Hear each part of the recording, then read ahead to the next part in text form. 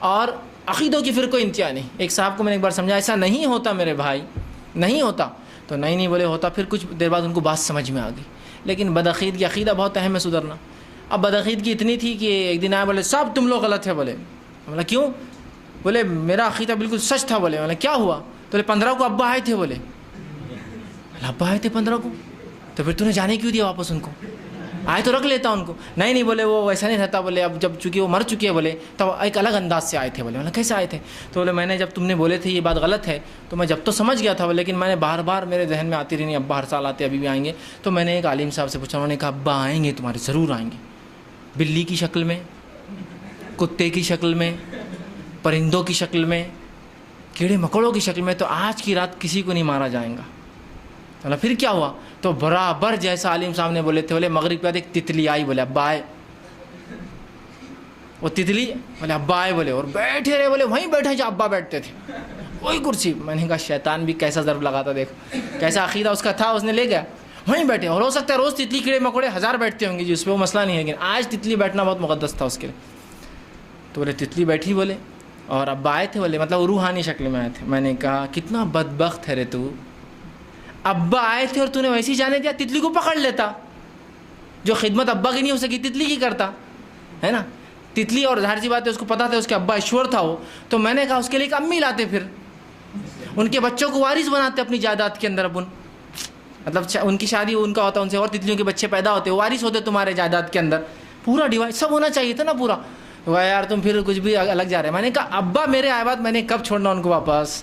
مطلب سمپل ہے, کسی کا باپ کو اگر مہلت دے دی جائے بھائی جنت جہنم جا بھی جو بھی اس کے ساتھ ہو رہا ہے, جس طرح کی اس نے عمل کیا تھا, اگر اسے موقع دیا جائے تو کیوں واپس کوئی جانے دیں گا ایسے ابا کو؟ ہاں تو وہ تھوڑا پریشان ہو کے کہا تم لوگ, میں نا مذاق نہیں, ایک دم سیریس بات ہے, ایک دم سنجیدگی والی بات ہے. سوچو نا تم ابا اور تم نے چھوڑ دیا ان کو, کتنی افسوس کی بات ہے.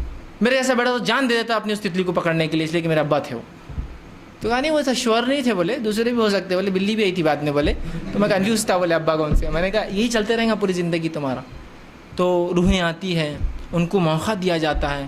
یہ اسلامی عقیدے کے خلاف مشرکانہ عقیدہ ہے. اس لیے کہ قرآن نے اعلان کر دیا سورہ مومنون سورہ نمبر 23 آیت نمبر 100, وَمِن وَرَائِهِم بَرْزَخٌ إِلَىٰ يَوْمِ يُبْعَثُونَ, کہ اس دنیا کے اور جو مر چکے ہیں ان کے بیچ میں ایک برزخ آڑ ہے دوبارہ اٹھائے جانے تک. اور رسول اللہ صلی اللہ علیہ وسلم کی حدیث ہے, صحیح بخاری کی روایت ہے, روز قیامت سب سے پہلے میں اٹھوں گا, سب سے پہلے روز قیامت. کوئی واپس نہیں آتا میرے بھائی, کوئی واپس نہیں آتا. مرنے کے بعد روحوں کا آواگمن کا عقیدہ رکھنا یہ غیر اسلامی مشرکانہ بدترین درجے کا مشرکانہ عقیدہ ہے. اب لہٰذا لوگ آ رہے ہیں تو لوگ مکانوں کو سجا رہے ہیں, دکانوں کو سجا رہے ہیں, قبرستانوں کو سجا رہے ہیں. قبرستان دیکھیے کتنے سجتے ہیں. اور ایک بات تھوڑی سی غور کر لیجئے, یہ ایک ہی تہوار ہے جو شیعہ اور سنی مشترکہ مناتے ہیں. کامن تہوار ہے, مشترکہ دونوں مناتے ہیں اس کو. ایسا دوسرا کوئی تہوار نہیں جو شیعہ اور سنی ساتھ منا رہے ہیں اس تہوار کو چھوڑ کر, ایک بارات کو. کہ تو بارات کا اصل عقیدہ انہی کے پاس ہے, یاد رکھیے. نفرت کا اظہار کرنا کچھ لوگوں کے خلاف, اور وہ سنی ہے. سمجھ رہے ہیں بات؟ بہرحال خیر چھوڑ دیجیے, لمبا فلسفہ ہے وہ کہاں سے آیا اور کیوں آیا. لیکن اب جو ہوتا ہے اس کے رد میں, تو کوئی مردوں کی عید نہیں ہوتی ہے میرے بھائی, کوئی مردوں کو ریلیز اور چھوٹ نہیں دی جاتی ہے. جو جس حال میں روز قیامت تھی اس کا معاملہ بہرحال اٹھنے والا ہے, تو کوئی واپس نہیں آتی. اسی طرح